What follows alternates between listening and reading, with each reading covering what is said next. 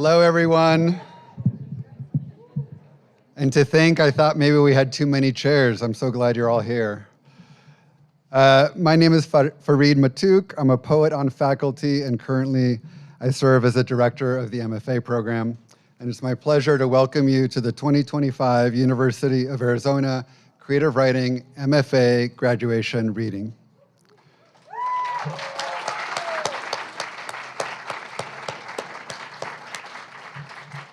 Our program is one of the oldest and most prestigious MFAs in the country. Our graduates have gone on to publish, to win major awards, to start presses and magazines, and to teach. It's not an exaggeration to say that collectively our graduates and faculty have shaped a significant chunk of American letters over the last 50 years. It's something to be proud of. But that legacy gets shaped by myriad daily actions, and for those I just want to offer some quick thanks. First to Stephanie Mao, our program coordinator.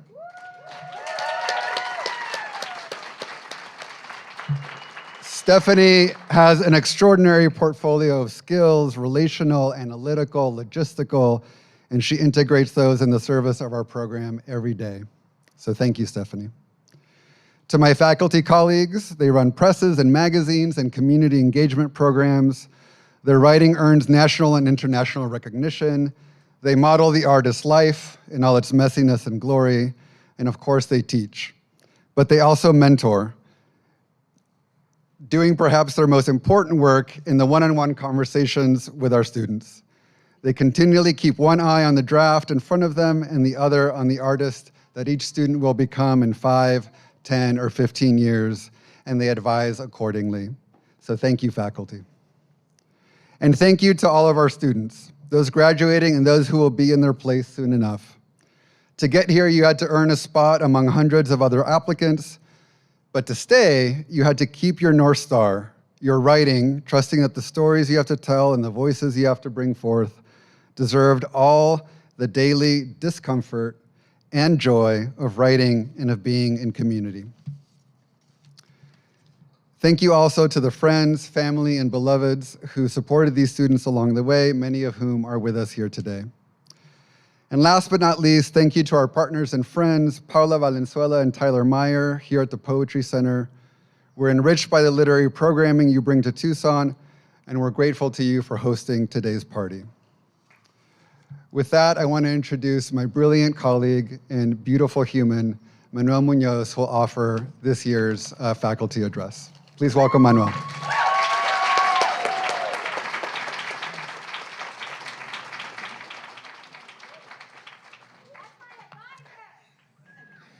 That's for sure. Friends, family, gathered guests, students, thank you for being here this afternoon.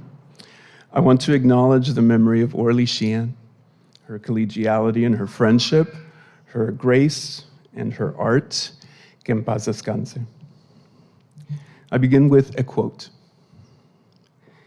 Conflict has a bad reputation only because we have been taught to associate it with winning and losing, with the desperate need to be right, to be alpha, with violence.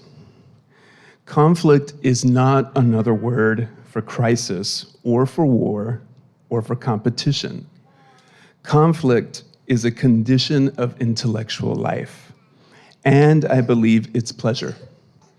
Firing up the mind to engage itself is precisely what the mind is for. It has no other purpose. Just as the body is always struggling to repair itself from its own abuse to stay alive, so is the mind craving knowledge. When it is not busy trying to know, it is in disrepair. I've been turning to Toni Morrison of late, given the times that we are in. And I've been doing so with both a mixture of awe and guilt. Awe because of her radical brilliance, letting us see how the humble single word has power not only in itself, but gathered in accumulation. Strength in numbers, the sentence. Guilt because I think a lot about how I lack the tenacity to truly face the world in the way that she did and does, with her enduring voice coming through in interviews, in essays, not to explain her fiction or to remind the world why she allowed herself to write it, but to contextualize arguments for the worth of art in a world that has forever told us it is not worth doing. I heard this question from a lot of you in the last few years. Coming out of COVID and facing a world in disarray, what did it mean to want to write? How does art affect anything? I'm not dismissing the question, nor do I pretend to know that I already know the answer. I don't.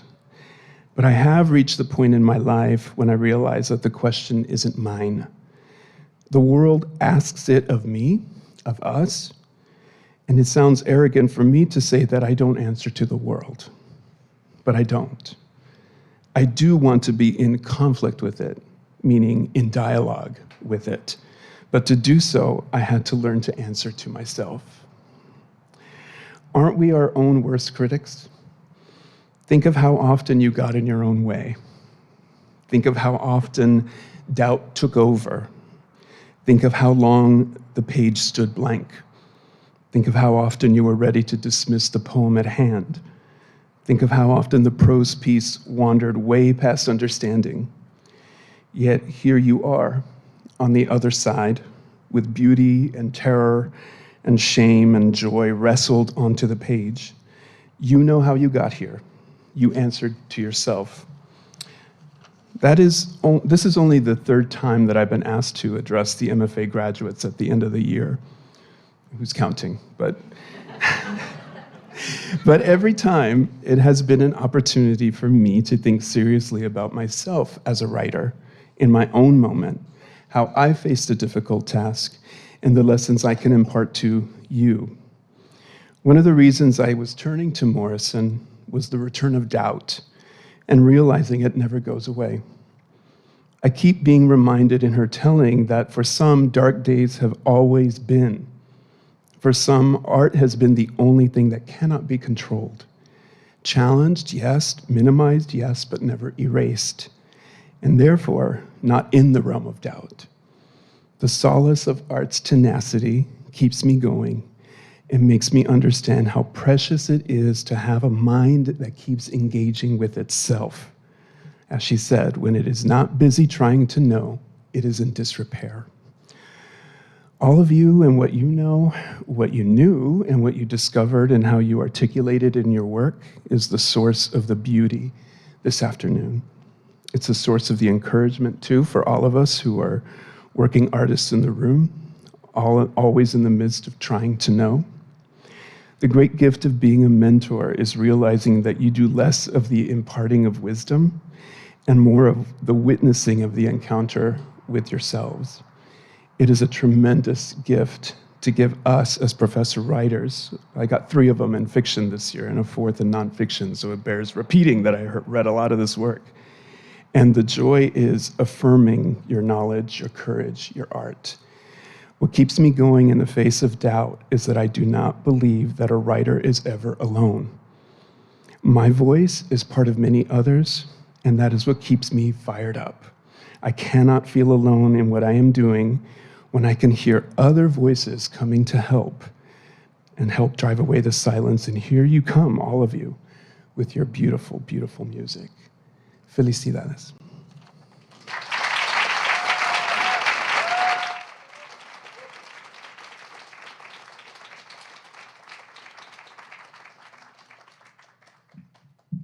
Hi, everyone. Oh, I'm a little short. Hi, I'm Minahil. I'm one of the Masters of Ceremonies for today, and I'm a second year in the MFA program. And I'm so excited to hear everyone read from their beautiful manuscripts. Yeah, we're gonna get started. So first up, we have Dylan Clark. Dylan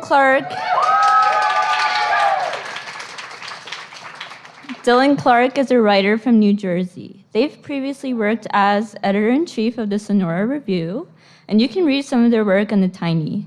Outside of writing, they love listening to live music around Tucson and hunting for the best restaurants in town.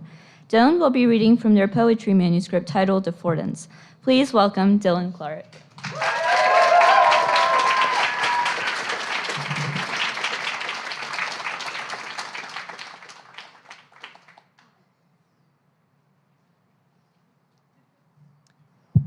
Hello, hello. Thank you, everyone. Thank you, Fareed. Thank you, Manuel. Thank you to the Poetry Center. I'm going to go ahead and get started. Silence opens. Welcome a silence. In the room where the sun's heat bleats noon, we are beads, threaded along walls, tinsel, tinsel. I fashion a species of dreaming. I adorn the doorway in laurel, knead the weight of a fragile memory. In this afternoon malaise, the weight holds till sleep. A kiss, a hope, a mouthful of ruby. How then do I open my mouth and cup to it my breath? It's always this quiet vapor that stains the walls.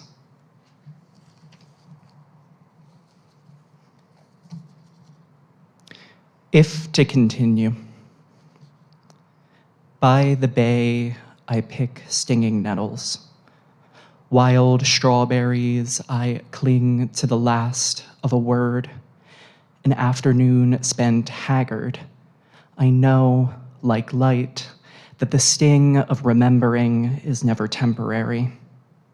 In these waning hours of an abandoned day, how?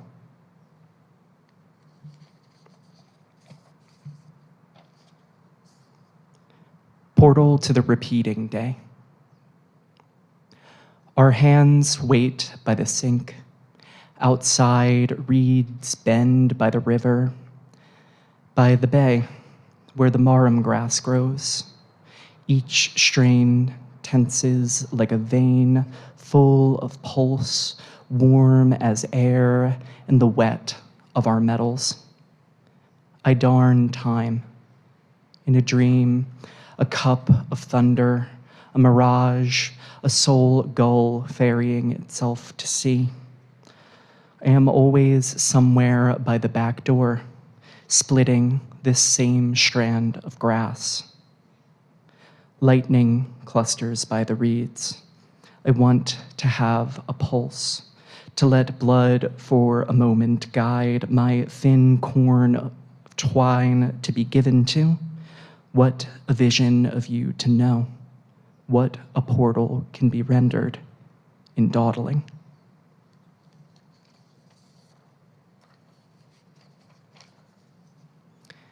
The uses of a name. What to name my wounded creature? Trout, firefly, stray dog pawing a pool of iron. It has no name, the dog, amorphous as river. Winding across myself, I clutch, draw, a memory, a vision into the lapse of day on the breach after sleeping. The design is obvious. Forsake and wend, possess the use of. I want not to place only value upon a name. Attach it to a sled. Command it. Go.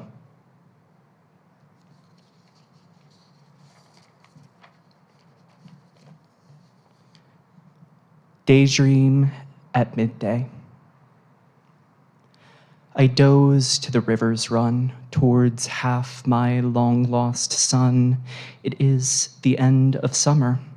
This last time I was mirrored in pines, learning to read their dry as fact in your cone of needles. So new, so new. I place a set of figs on my tongue, swallow the sweet of their purple. I practice this.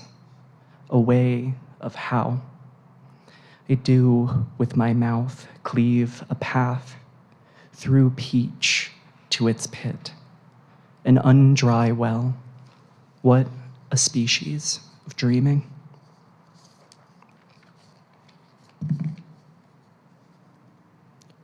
Destabilization. How to navigate a feeling. A boat, a gull, sails full of breath and tremor, the way a sundial curves around the shake of my finger.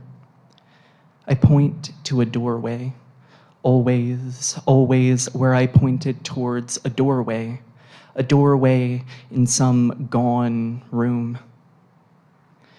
The back door opens a dream I'm always floor drunk in, stabilizing this passing memory, its crooked lilt. It was always the back door, glass coated in pollen where we were last, where you and I are now, at that scuffed oak table. Remember?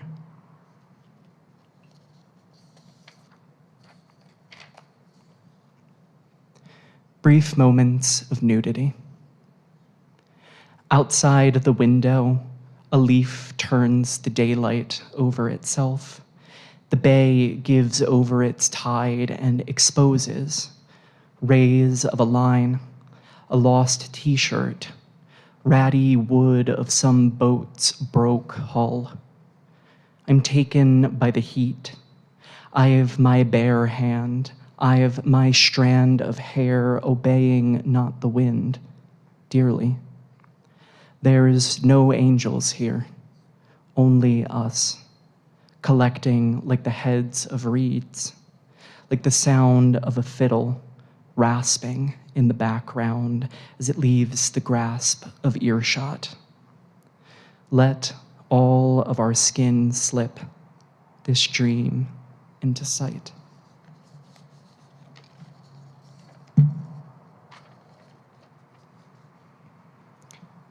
Reuse 1. I am satisfied with these cast-off bits, the shelved knickknacks, the wrappers of what I am scatter on the ground. Every plastic organ is put to its use.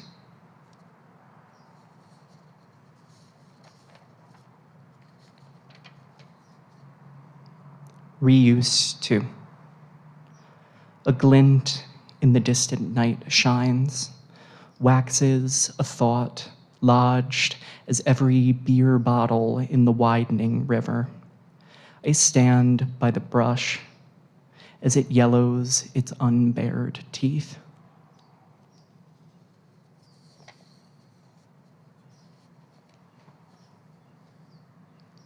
On the edge of comparison.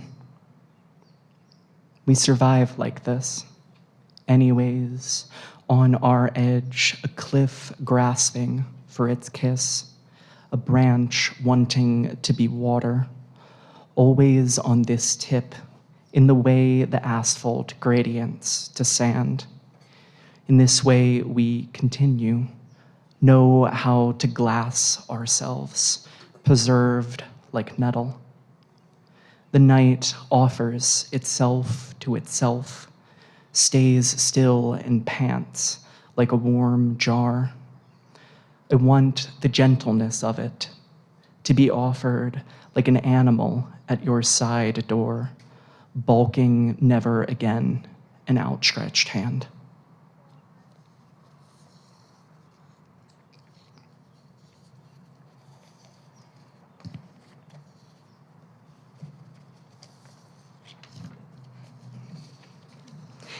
Disarmament. Totally arresting. It dawns on me in this too cold room. Debris and hurricane and too much. A dream builds the shape of our private griefs. Like I'm folding a bed sheet. Like I am charring the innards of eggplant and leave my fibrous bits by the water. The marram grass, the day lilies' knee-leveled necks, the scabs on our shins, I count, I inventory what is anything. The end of summer closes its door. Anyway, thank you.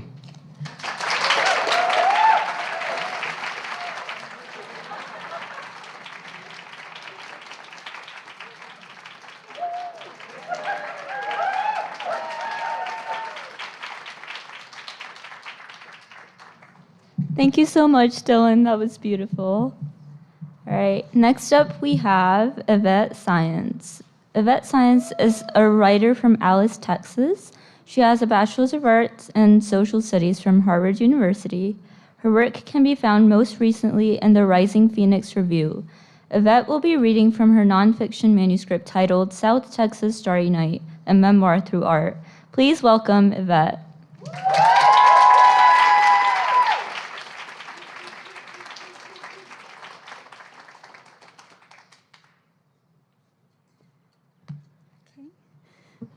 Thank you for that introduction, Manahil. Okay, sorry, I'm gonna move this down a little. Okay, all right. Well, hi everyone. Thank you for being here. It really means a lot. Okay, I believe that ordinary lives are never ordinary, and as such, I wrote a thesis about my seemingly ordinary family through the lens of family history, stories, and art. Here it is. The beginning of my admiration for that monster, my love of fear, starts with a sticky memory, one of those memories that gets trapped inside the mind, like a piece of gum on the bottom of a shoe gets trapped inside. I was playing inside the house, 7 years old, when my dad walked in and asked me a question that's not really a question. Want to see something freaky? I followed him outside to the garage. His garage. It was the place where my dad drank, alone or with his friends from the monkey farm where he worked. Inside of the garage, he kept a bunch of stuff that didn't belong or fit in the house. It was lots of trash my dad had found and collected from the back roads of South Texas, or stuff he'd been given, like a workout bench, and a few things that he'd taken. The bench was covered in a thin layer of dust. It was the only seating available in the garage, but it wasn't much of a place to sit. The garage was a place where you stood. There was an old couch, but that couch was covered in much thicker layers of dust. The couch was on the other side of the garage, the end nearest to the driveway, opposite the side with the workout bench. The couch mingled next to a big refrigerator, one of those old, noisy ones. Its plastic yellow tinged, the color of all abandoned refrigerators. That side of the garage with the fridge and the old couch was almost completely dark. It was only ever lit momentarily when my dad opened the refrigerator door to grab a few Bud Lights. Usually the door to the garage was locked. My 2 older siblings and I were not allowed in by ourselves. My mom was not allowed unless Dad let her in. Inside, a dark clutter of stuff had accumulated over decades. It was junk my dad had arranged. Through his arrangement, the stuff became something other than junk. It became a performance, a show, proof of something, though for what purpose, I don't know. The sole clear space was directly around the workout bench, toward the back wall nearest to the backyard. The glass of the aquarium glimmered under the only lighting source, a bulb attached to a wire that hung from the ceiling's visible wooden rafters. The bench's maroon-colored fabric covering had a single large tear that showed the bright yellow foam inside. Western-themed objects like a rabbit's foot created more clutter on the wooden shelves all along the back walls. There was a long row of tiny National Football League helmets from 25-cent vending machines. Dad collected all of them. He had them lined up alphabetically, neatly side by side on one of the upper shelves. A bunch of raccoon tails, shades of gray, brown, and black alternating in stripes, added to the feeling of stillness that we've called antique. But that garage had a stillness that sprang forth from darkness, A stillness so intense, it lunged into action as quick as a snake springing from the grass. On the left wall, above the workout bench, the dartboard, with a few darts stuck in it, hung. And across from the dartboard, there was a poster, an advertisement with an image of several curly-haired Latinas wearing vertical black and white striped tank tops and skirts, posing in front of black bar stools. Above them, blue letters spelling Budweiser glowed neon bright. Dad held the mouse in the air.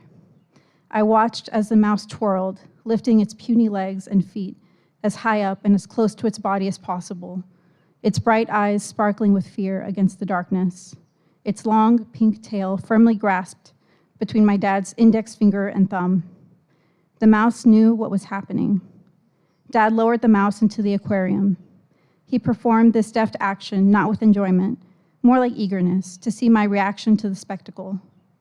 He could never resist the chance to put on a show, despite the fact that the audience was just his youngest daughter, me.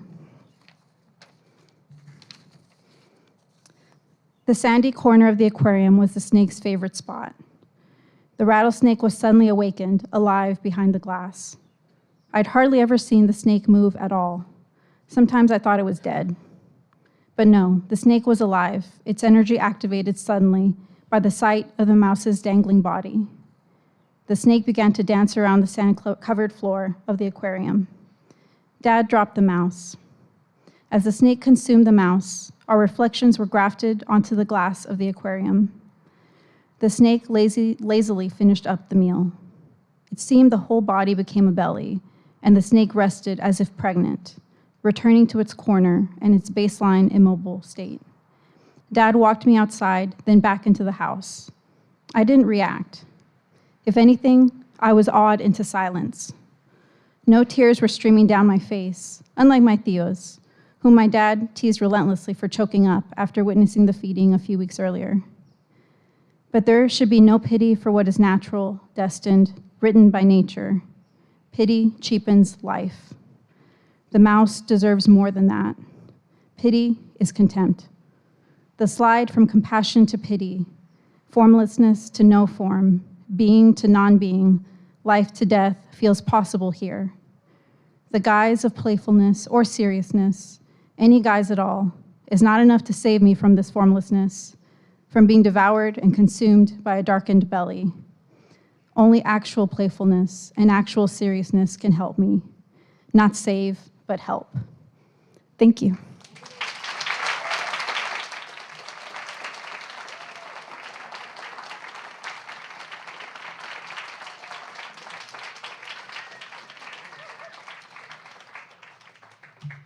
Thank you so much, Ivette. All right, next up we have Astrid. Astrid Lou is a multimedia poet and nonfiction writer. Their work has appeared in Terrain.org and the Academy of Poets, among other homes. She has been awarded with a Carson Scholar Fellowship and the Monique Whitting Award. Most importantly, Astrid is a non-practicing lactose intolerant. You can all relate to that. She will be reading from her manuscript, Gender is a Broth. Please welcome Astrid.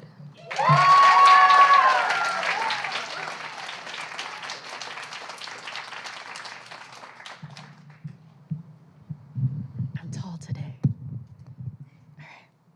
Hi, thank you all for coming.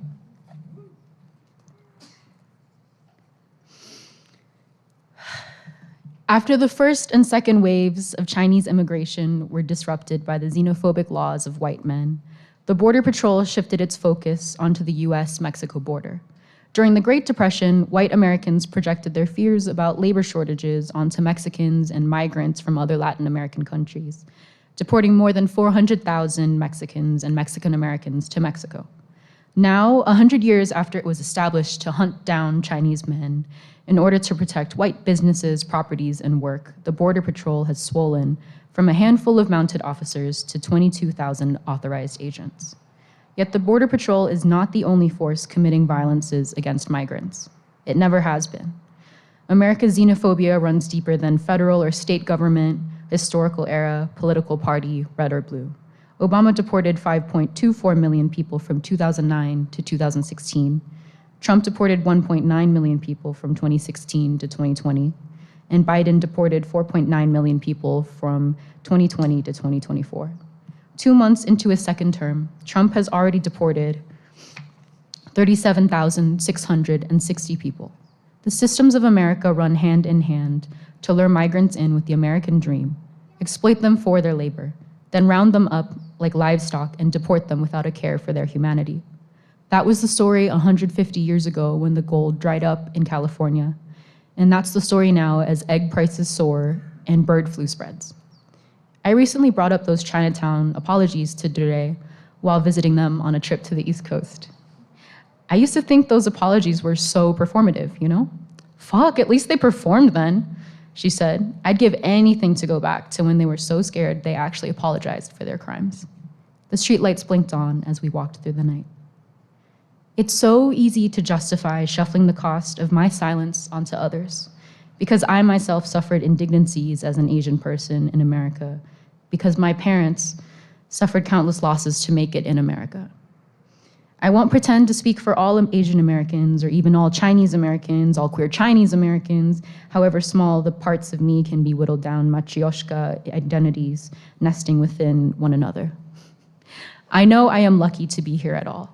Yet if you feel called, then I am probably speaking to you. It is so easy to remain silent until it isn't. It's only right that someone take that burden from you now, the shame and humiliation you held willingly for a chance at inclusion in white exclusion, until there is no one left and you are the one paying the price. We are already paying the price. Kathy Park Hong writes in Minor Feelings, "We will not be the power but become absorbed by power, not share the power of whites but be stooges to a white ideology that exploited our ancestors. If we remain silent in hopes of achieving whiteness, we lose our agency. We deny our responsibility to the legacy of that first wave of Chinese immigrants, to the people who are suffering now. The xenophobia baked into the United States ties us to them. Call it luck or fate that our circumstances were different, as long as it comforts you enough to help you accept that we could so easily have been them. We are still in danger of being them. Is it moving enough? Motivating enough to know that there are Chinese people trying to cross the US-Mexico border today? If it is not moving enough to know that there are any people trying to cross the border, most of whom are beaten and detained without basic necessities, food, water, hygienic supplies, a bathroom, sleep. Maybe knowing that there are people who look like you in detention, who could have been you if your circumstances were just slightly different, will be enough to spur you to action, or at least empathy. Or maybe you come from that third wave of immigrants like I do. Maybe you entered the country legally, like my parents did, all in compliance with the law, and you feel disdain like my relatives do, that these people can't just come to the States the right way. Maybe you're just unaware of how drastically immigration policies have tightened up since you came over, how different policies can vary from country to country. Perhaps, like my father, you've conveniently forgotten a family friend who immigrated here through a fake green card marriage, or a brother whose naturalization process was sped up when your family member adopted him, or any number of people whose backgrounds you can hand wave away because you know them, you vetted them, and they're all right. Just not those others in the news, in the jails, in the detention centers. Those people must be there for a reason. They shouldn't have been standing so close to the law. They must have done something wrong because you did something right. The thing is, I'm comfortable accusing a formless you on the page, but I've never mentioned this history, these facts to my own family. I don't indict them. I don't indict myself. I should. I should. Thank you.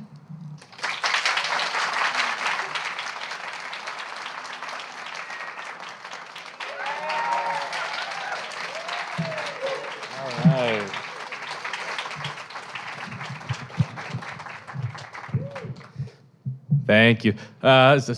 Astrid, wonderful. Thank you so much. And my name's John. I'm your other MC for tonight. And I have the distinct pleasure of introducing my friend Anna Nitson. Anna and I sat down last year to write America's next great television show. Just me and Anna in a library conference room. And we spent, I'd say, 90 to 95% of that time complaining about the Quality Matters summer orientation program that we were both so unfortunate to be in at the same time. But in the middle of all that, I did learn a lot about the way Anna approaches a story. So when my friends who have never read more than a Sports Illustrated ask me if literature really is that deep, I consider the way Anna juggles philosophy and theory, the work that her work is in conversation with, and the care with which she entertains the reader. And I answer, yes, idiots, it really is that deep. Please help me in welcoming Anna Nitson to read from her thesis, Tamagotchi.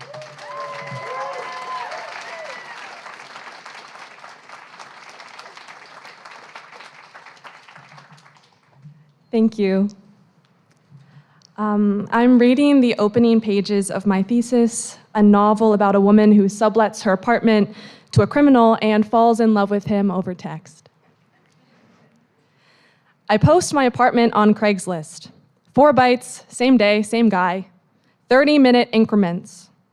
Did you get my message? All caps. He attaches pictures of himself, they freak me out. His smile tears his face in half. One of the pictures features him smiling into the camera with his hands pressed together and 100 prone bodies all around him. I teach yoga, he writes, all caps. I delete his messages, others trickle through. A mom with 4 kids needing temporary housing, a man in finance relocating from London. I look around my 1-bedroom apartment, 400 square feet, a door to the bathroom that doesn't shut, my mattress a twin.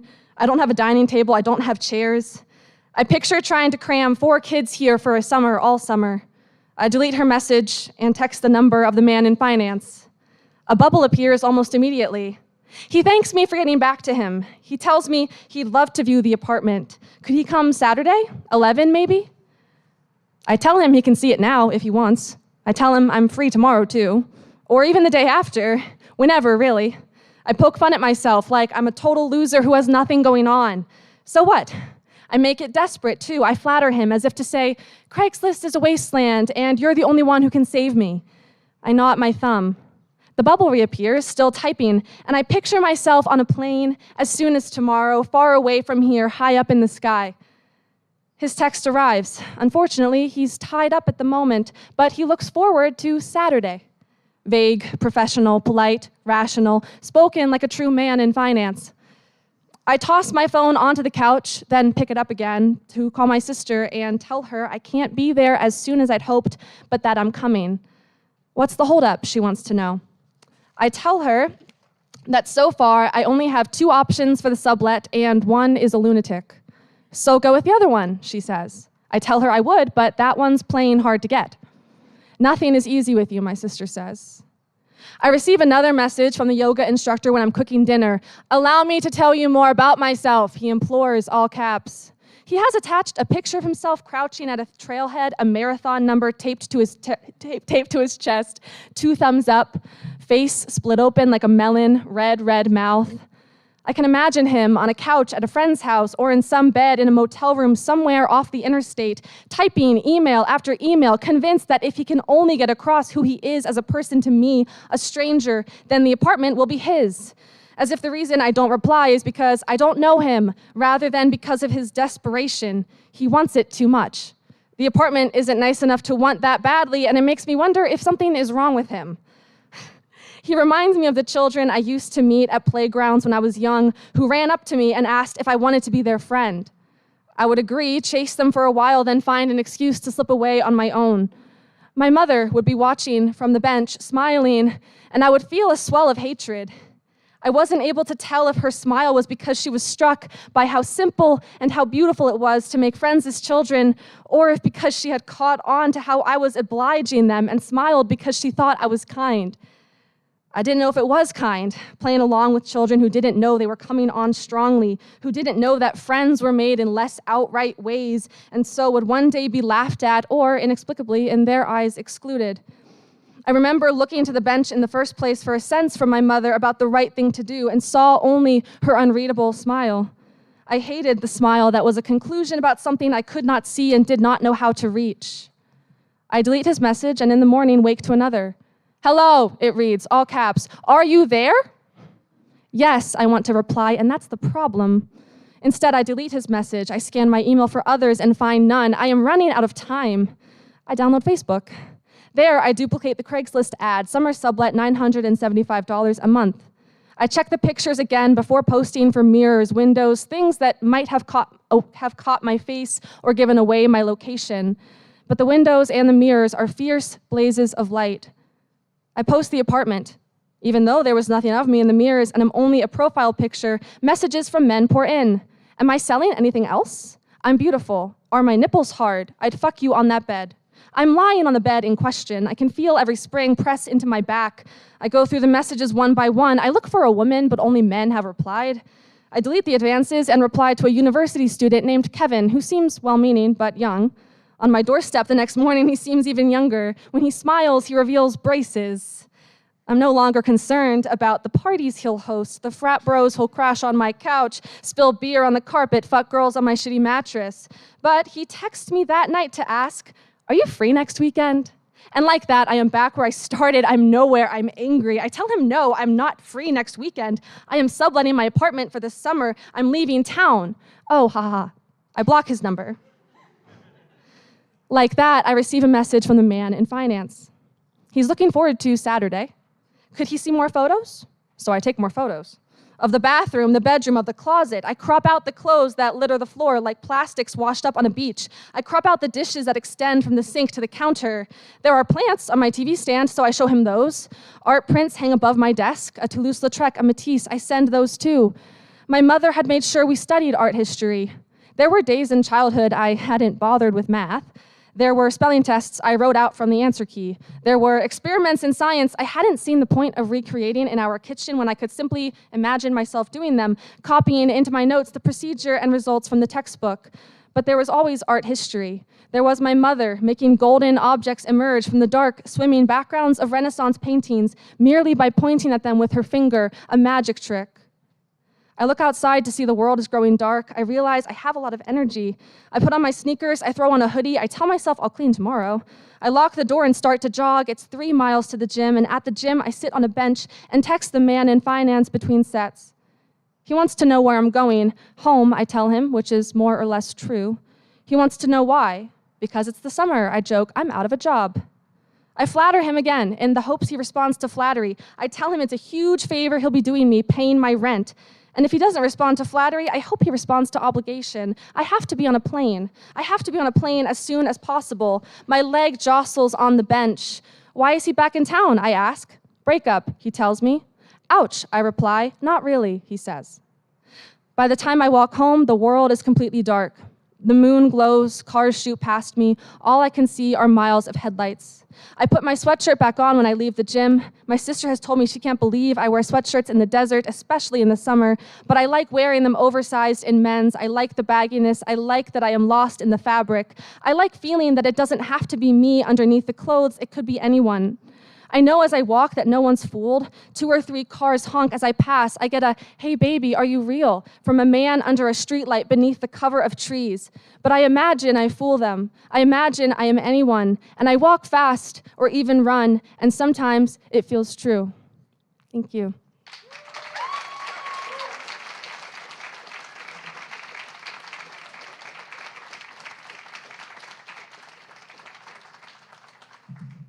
All right, it's Teddy. Teddy's turn. All right. When I first met Teddy at a party, I was infuriated at how cool and beautiful and British he was. And I went home and prayed to whichever God is the pettiest, I think it's the Catholics, so that he would be terrible at writing. But when I arrived at my first workshop, I found that my prayers were not answered, as Teddy's work was as cool, delightful, poignant, and charming as Teddy himself. And so now I hope you find yourself as delightfully intoxicated as I do when inside the world that he creates for us. Please help me in welcoming Teddy Carr to the stage.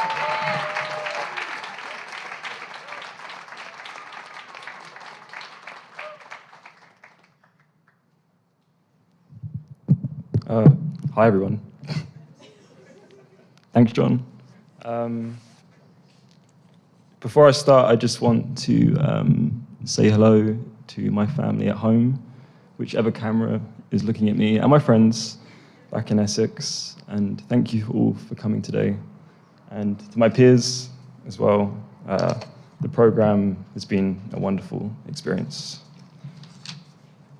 I'm going to read a story from my collection called Agu, which was I guess a kind of fever people in Essex used to get back in the day, in the 1700s or something, that made them kind of go a bit insane, and they thought witches were doing things.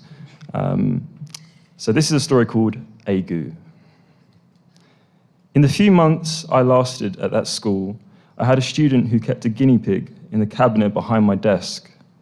This was a guinea pig he claimed he saved from being euthanized by a pet shop in town, whose assets had been seized by the bank.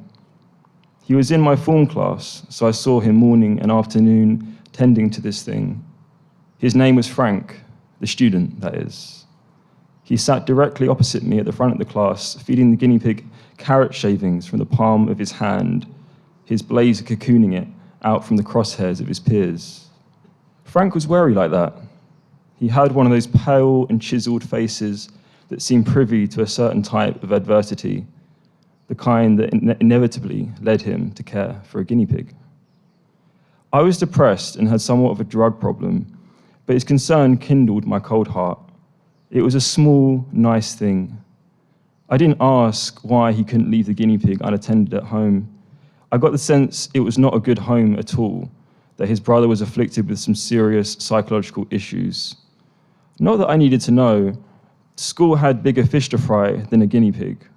It was rarely a talking point, even with my other students.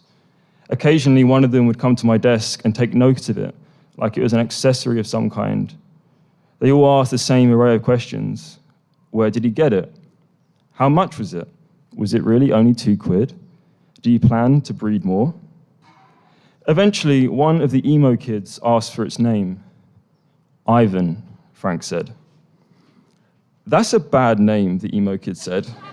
That's a really bad name for a guinea pig. What do you suggest? The emo kid bunched his lips in thought. See, it's not easy. Give me a sec. The kid flicked his whoosh of dark hair in that tick-like manner his ilk observed. Of all the subgroups at the school, I liked the emos the least. What about Michael Jackson? Frank kissed his teeth. What? The emo kid seemed hurt in a genuine way. Look, he has the white paw like the glove. Right, Frank said. Yeah, I'll think about it. My job was to teach these kids how to use computers. This was back when they still needed teaching. The old guard at the school called my classroom the cyber suite. It was in the basement where the bomb shelter had been during the war. The government had paid to refurbish it with new computers, a thin grey carpet, and panelled fluorescent lighting. This was the same government who wanted these kids to design websites and input data into cells. They wanted 50,000 children from ages 10 to 12 to type 100 words a minute by the end of the year. They wanted the prodigies who would make the long and noble journey up and over the technological meridian. They wanted to know what people truly wanted, what amount of serotonin, what investment portfolio. They wanted black hole research and painless kidney stone removal. They wanted peace in Afghanistan. The school had some problems it needed to overcome first. For one, most students failed. They were delinquent in their archetypal sense, their fat ties and cartoonish expressions almost at the point of irony. If they weren't defacing textbooks with cocks, they were chucking them out the window or setting them alight under Bunsen burners. Another thing was the humming. They liked to hum until a teacher would lose their mind and disappear for a while. I wondered sometimes if this happened to the person I was filling in for. I didn't ask. The only thing I ever brought up was the little spots of blood I'd see on the shirts of some students in class and in the corridors. I was curious more than anything. I mentioned it in passing to the school counselor who was supposed to see how I was settling in. I'm not going to do an Essex accent, I'm sorry. Oh, that, she said. She was tall and thin and wore makeup like some of my students. She had those thin penciled-on eyebrows that never moved, and so getting a read on her was difficult. Yeah, so we call that compassing. Basically, it's when someone uses a compass to stab all these little holes in your belly. You know, those things they use in maths. Sometimes they can get on your arms and legs too. The way she described it made it seem like nobody was off limits. Yeah, the compassing is a tricky one. Sometimes I think it helps in a way, you know, to get all that anger out. At the end of the day, they're just kids, really, aren't they? I smiled and nodded. Like I said, I was just curious. I didn't do or plan much in the way of discipline. I wasn't even a proper teacher. I was a supply teacher, hired off the back of my previous stint at a school where I was just a technician who fixed the internet and reminded the dinosaurs how to refresh a page. They had put me on a 5-month contract that ran up to Christmas with the potential to extend if certain things fell into place. Like everything else, I didn't ask around what this meant. I had virtually no rapport with the other teachers. Nobody ever came down to the basement besides the cleaner, who had apologized profusely every time they walked in on me eating glazed donuts or playing 8-ball pool on Facebook before my students arrived. I didn't really see any of my superiors at all. I had seen the headmaster only once, pulling into the school after lunch in a blacked-out Mercedes saloon, the kind of car you'd expect a white-collar Bond villain to be chauffeured around in. There were 2 other supply teachers besides myself, a steroid-abusing PE teacher who said ream unironically. Ream means good-looking in Essex. And a quiet French lady who smelled of roses and read Anna Karenina. I had a crush on this lady. I say crush because that's what it felt like. When I got the chance, I'd coast up and down her corridor, peeking through the fixed interior windows alongside her classroom.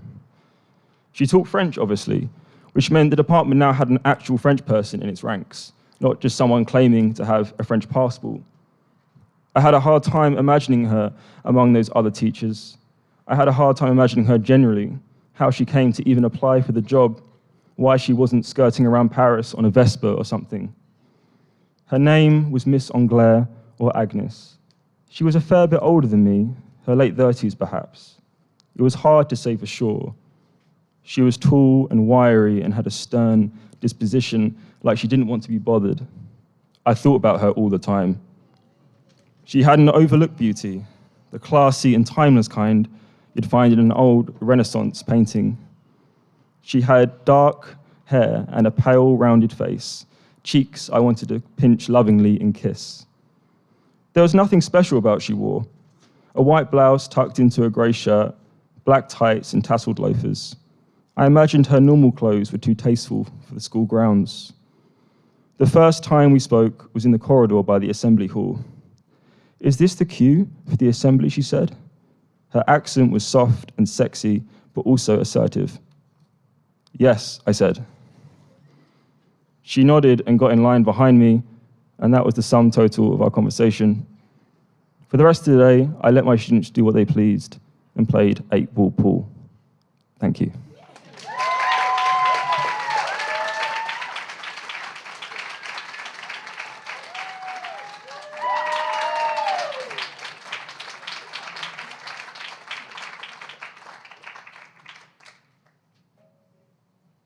Thank you so much, Shetty. All right, next up we have Cameron Carr. Cameron Carr is a writer from Ohio. I'll just end it here. Just kidding. His essays appear or are forthcoming in the American Scholar, Long Reads, the Missouri Review, Hit Repeat Until I Hate Music, the March Xmas Anthology, and other publications. His thesis project is titled The Useless Arts, Notes on Love, Failure, and Amateurs. Please welcome Cameron Carr.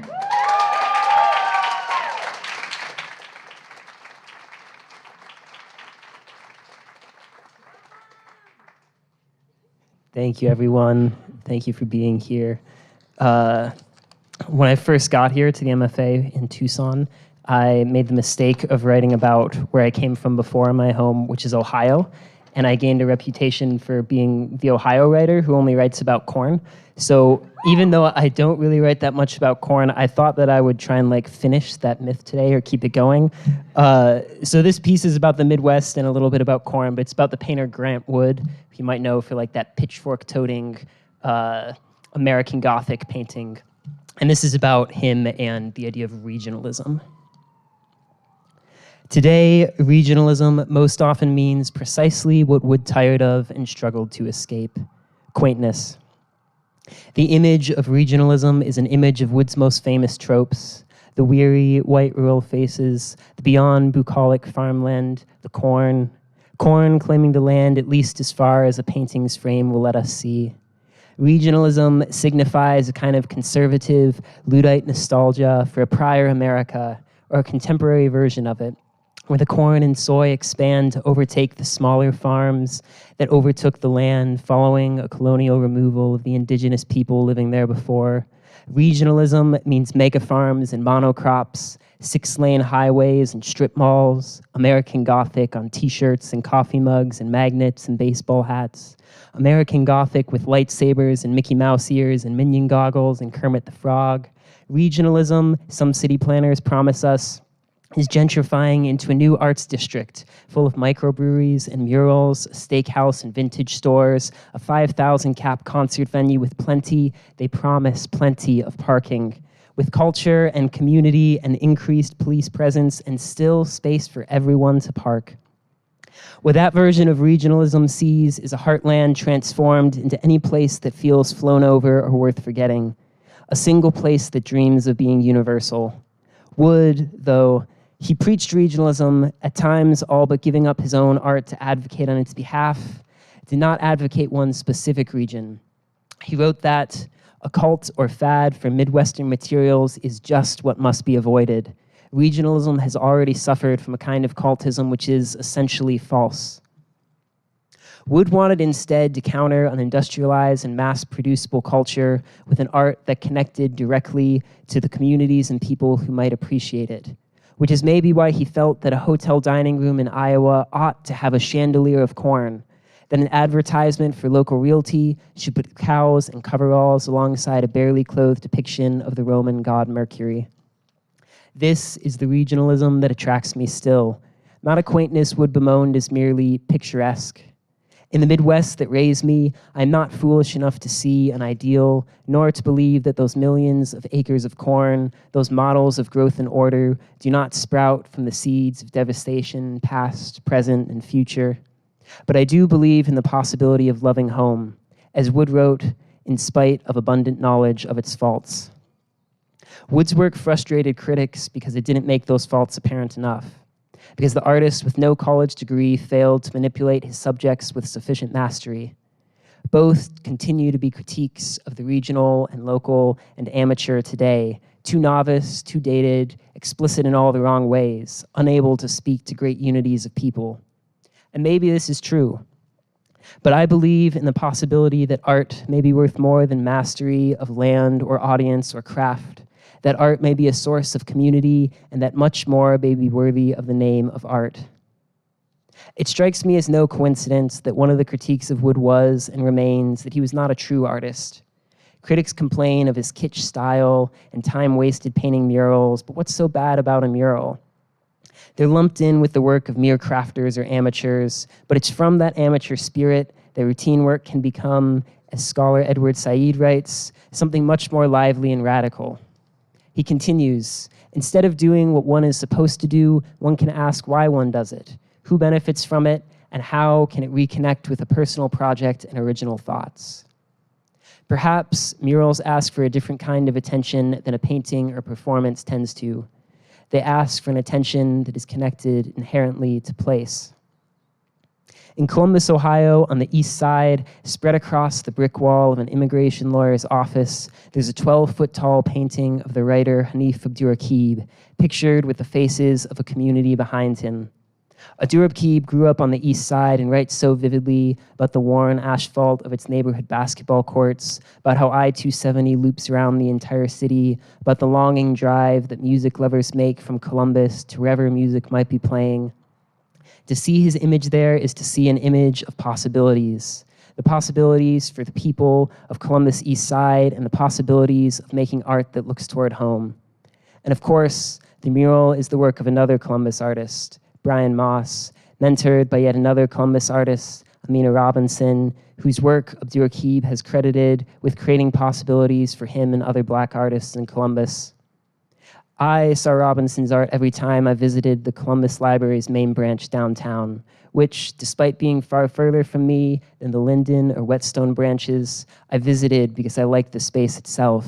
I like seeing the staircases decked in Robinson's vibrant colored, peopleful tribute to two historic Columbus neighborhoods. A mural collaged with an Emancipation Day celebration, a circus, a cart-pushing pork rind salesman. When I lived in Columbus, all this art felt a part of life. And I still long for the outdoor sculpture just north of there, with more than 100 six-foot-tall concrete corn cobs planted in even rows beside an intersection. Malcolm Cochran's Field of Corn is a great kitsch monstrosity, but it is also the parts of corn I am most familiar with, that the non-farming majority is most familiar with. The cob and the representation. Only 1% of Americans are farmers. The corn, the life among the crops, is largely a myth, a thing to drive by or sneak through. Field of Corn stands as a more contemporary piece of heartland. It sits in an empty field of mowed grass at the center of two 5-lane roads.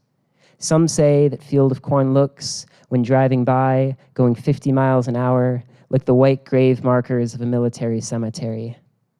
Now, I long for these echoes of the art that came from home, for the way that home is itself an art, a myth that we must admit as being less than definite. Thank you. All right, give it up one more time for all our readers.